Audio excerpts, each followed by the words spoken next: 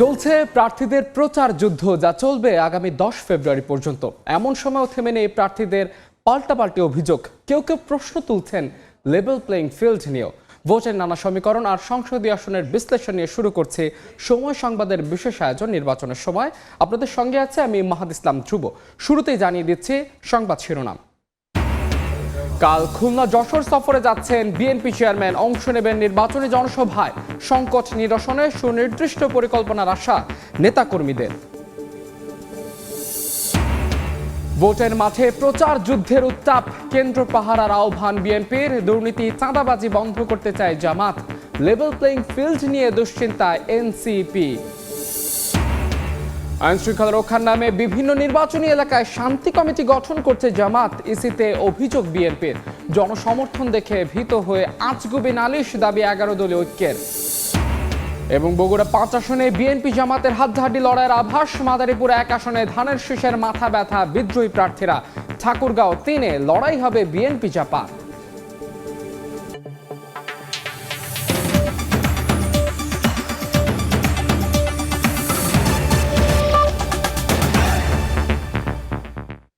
নির্বাচনের সময় আমরা দেশের বিভিন্ন সংসদীয় আসন নিয়ে আলোচনা করে থাকি। আজকেও আমরা বেশ কিছু আসন নিয়ে আলোচনা করব। তবে শুরুতেই আজকের দিনের আলোচিত সংবাদগুলো একটু জানাতে চাই। আজকের দিনের বিশেষ করে আজকে যে ইস্যুটি সবচেয়ে রাজনীতির ময়দানকে উত্তপ্ত করেছে সেটি ছিল জামাতের আমিরের এক্স অ্যাকাউন্ট হ্যাক। এবং এই ইস্যুটিকে জামাত যেখানে বলছে জামাতের আমিরের অ্যাকাউন্টে হ্যাক হয়ে সেখানে একটি কুরুচিপূর্ণ মন্তব্য পোস্ট করা হয়েছে। তবে ছাত্রদলের পক্ষ থেকে আজকে কিন্তু এই মন্তব্যের বিরোধিতা করে তারা কিন্তু ঢাকা বিশ্ববিদ্যালয়ে বিক্ষোভ মিছিল করেছে।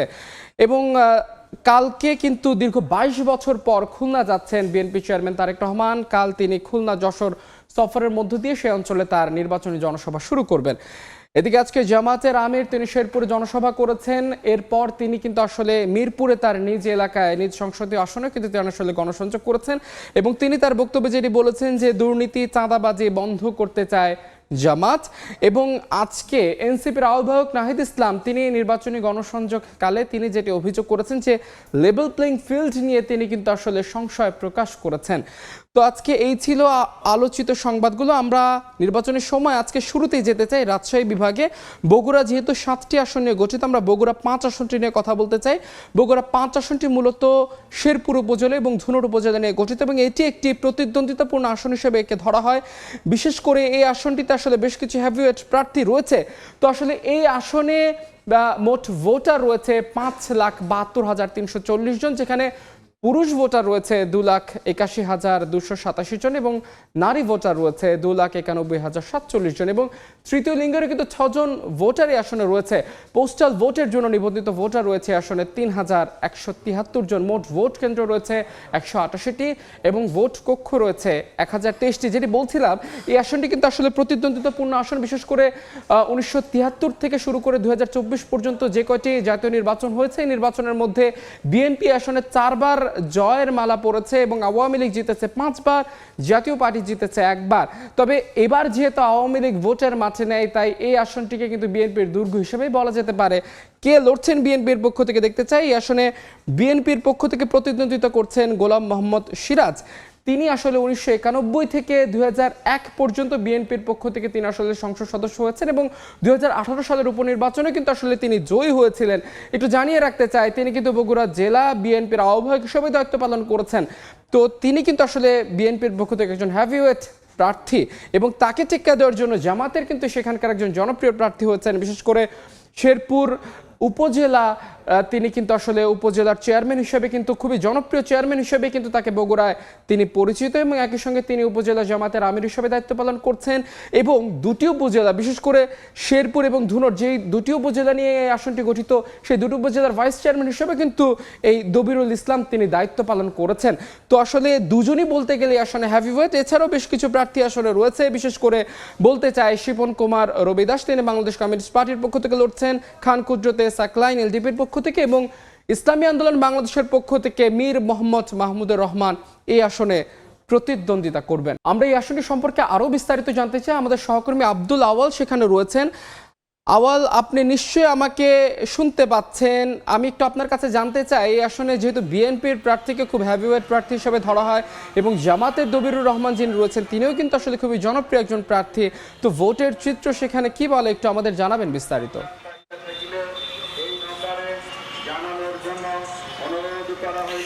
বগুড়া 5 যেটি শেরপুর এবং ধনুর দুই উপজেলা নিয়ে গঠিত এবং শেষ মুহূর্তে কিন্তু আসলে দুই উপজেলাতে নির্বাচনে যে প্রচারণা বিএনপি এবং জামাতের প্রার্থীর সেটি কিন্তু জমে উঠেছে এবং যেমনটি আসলে বলছিলেন যে এই যে আসনটি রয়েছে 1973 থেকে 2024 পর্যন্ত 10 বার জাতীয় সংসদ নির্বাচনে কিন্তু সেখানে 4 বার বিএনপির যিনি প্রার্থী রয়েছেন গোলাম মোহাম্মদ সিরাজ, তিনি কিন্তু তার মধ্যে 3 বার জয়ের মালা পরেছিলেন। বিশেষ করে টানা 1991 থেকে 2001 সাল পর্যন্ত কিন্তু তিনি টানা 3 বার সংসদ সদস্য ছিলেন এবং তিনি জেলা বিএনপির আহ্বায়ক ছিলেন। পাশাপাশি 2018 সালের উপনির্বাচনে বগুড়া 6 সদর আসন, যেখান থেকে এবার বিএনপির চেয়ারম্যান নির্বাচনে অংশগ্রহণ করেছেন, সেখান থেকে কিন্তু তিনি ধানের শীষের প্রতীকে জয়ী হয়েছিলেন।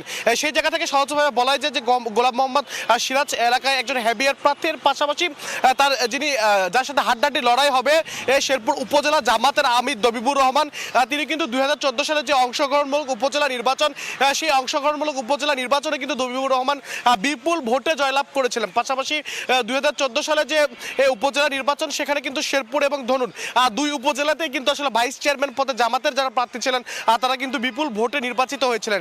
সেই জায়গা থেকে বগুড়া যে জায়গাতে বিএনপির দুর্গ, এর পাশাপাশি কিন্তু জামাতে ইসলামী বলছেন যে 2014-তে অংশগ্রহণমূলক নির্বাচনে তারা ব্যাপক ভোটে এই আসলে দুইটি উপজেলা থেকে ভাইস চেয়ারম্যান নির্বাচিত হয়েছিলেন।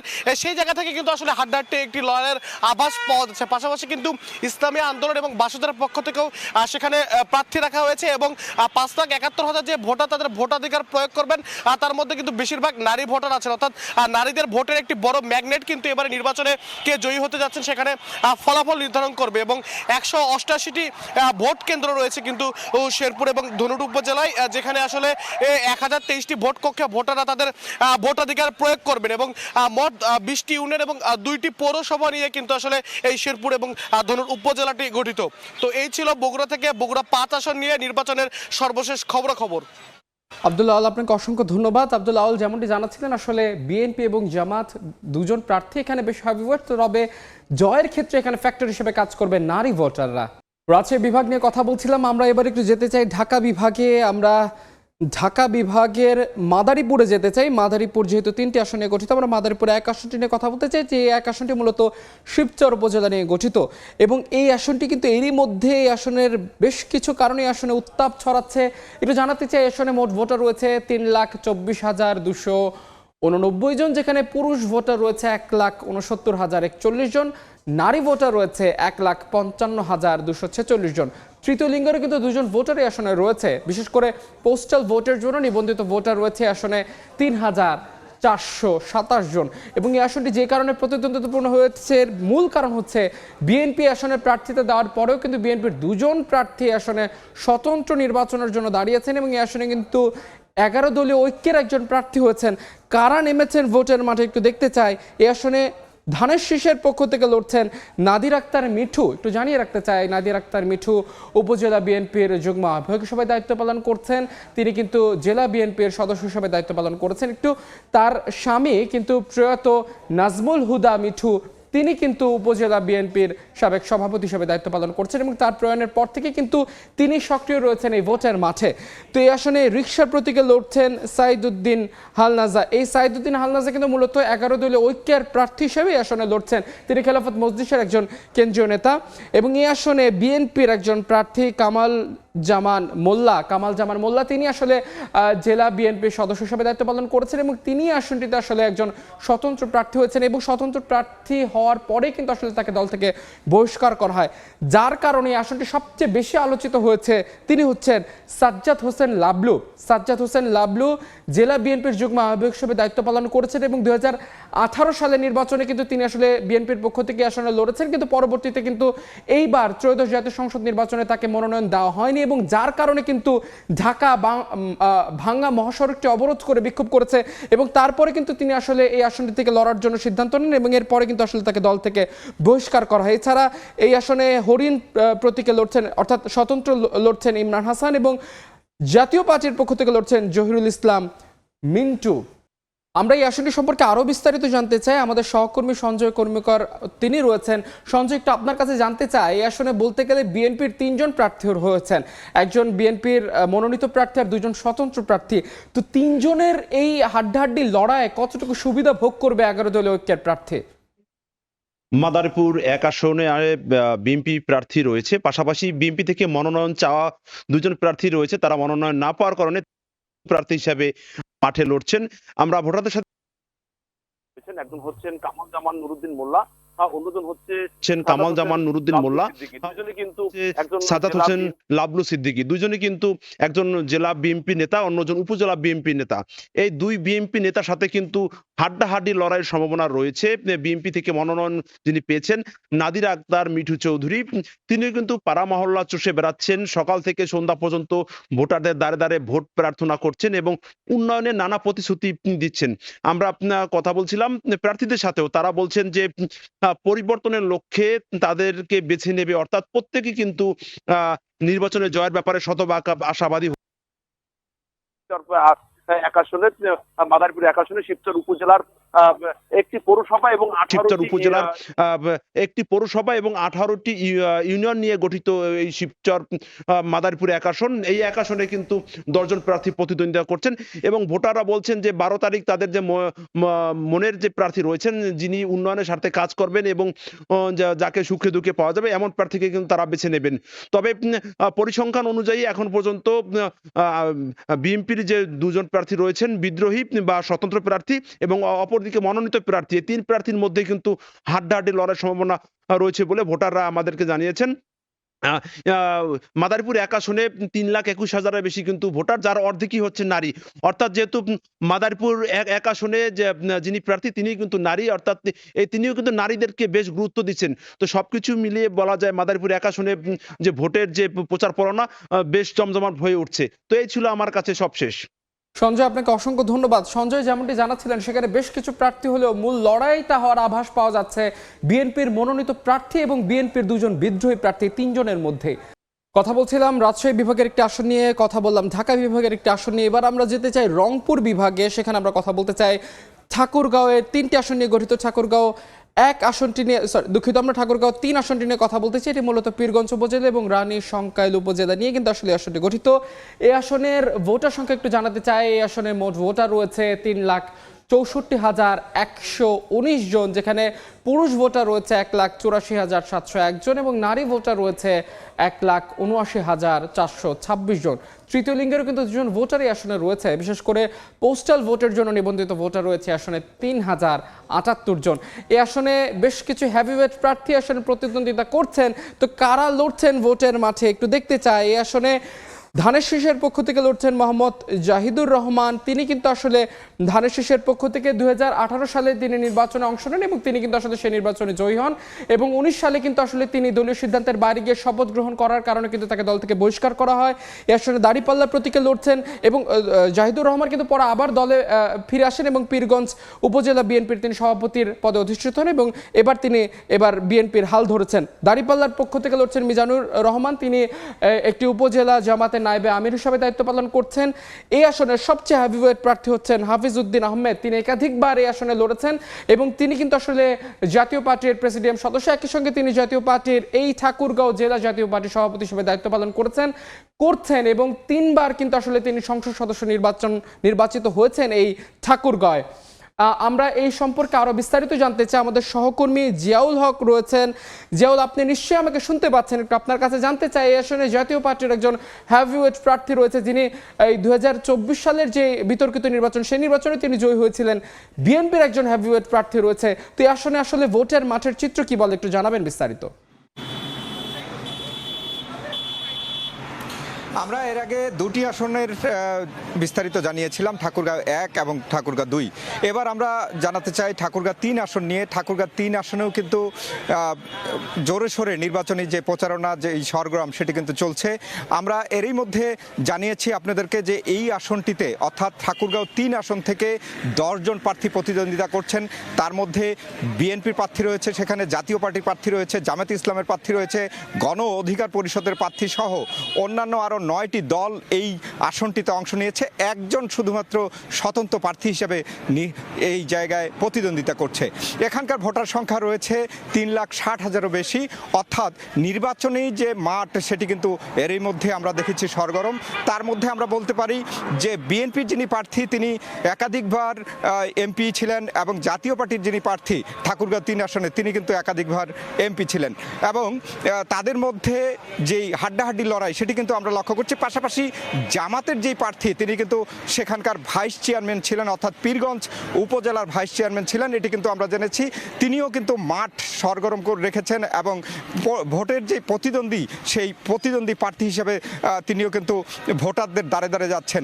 আমরা এটি লক্ষ্য করেছি যে ভোটারদের দ্বারে দ্বারে গিয়ে প্রত্যেকটি প্রার্থী কিন্তু তাদের যেই নানা প্রতিশ্রুতি সেই প্রতিশ্রুতি দিয়ে বেড়াচ্ছেন। আমরা লক্ষ্য করেছি যে বিগত সময়ে যেই ভোটাধিকার প্রয়োগ করতে পারেননি ভোটাররা, তারাও কিন্তু একদমই তারা উৎসব মুখর পরিবেশে তারা ভোট দেবেন বলে আমাদেরকে জানিয়েছেন। পাশাপাশি আমরা এটি লক্ষ্য করেছি যে এবার নতুন দল হিসাবে যে সংযুক্ত হয়েছে অন্যান্য যেই দলগুলো রয়েছে সেই দলগুলোর মধ্যেও কিন্তু প্রার্থীতা প্রতিদ্বন্দ্বিতা পৌরসভা উপজেলা অর্থাৎ পীরগঞ্জ এবং রানীশঙ্কল উপজেলার সহ 2টি পৌরসভা এবং 16টি ইউনিয়ন নিয়ে গঠিত ঠাকুরগাঁও 3 আসন।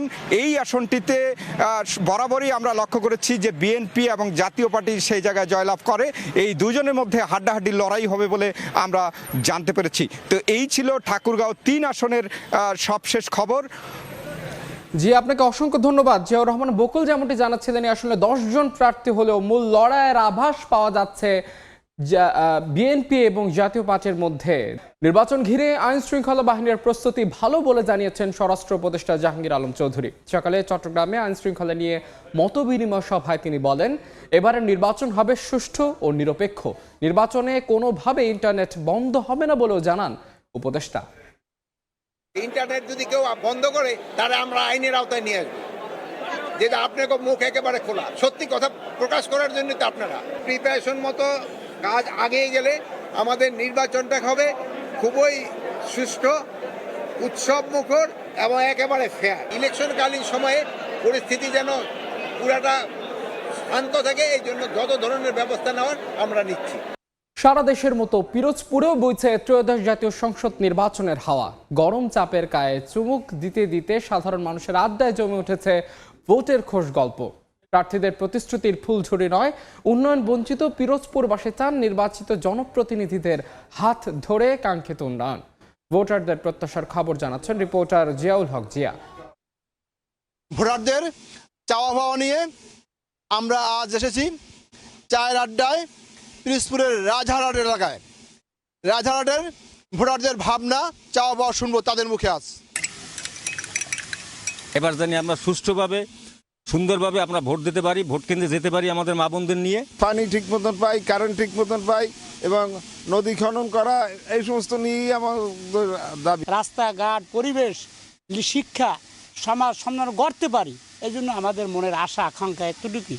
আমাদের যে যারা বেকার আছে, বেকারের যে কর্মসংস্থানগুলা এগুলা তারা পূর্ণ করে। আমাদের চাওয়া পাওয়া আমরা ব্যবসা বাণিজ্য ঠিকমতো করতে পারি, মাল জিনিসের দাম কমতে হয়, দেশের জনগণ নিশ্চিতভাবে চলাফেরা করতে পারে, যানমালের নিশ্চয়তা এবং মাদক সন্ত্রাসমুক্ত এলাকা, এইটাই আমাদের চাওয়া পাওয়া। এই ছিল নির্বাচনের সময় এখনকার আয়োজন। এরপর দেখবেন রাতের সময়। সঙ্গেই থাকুন সময়।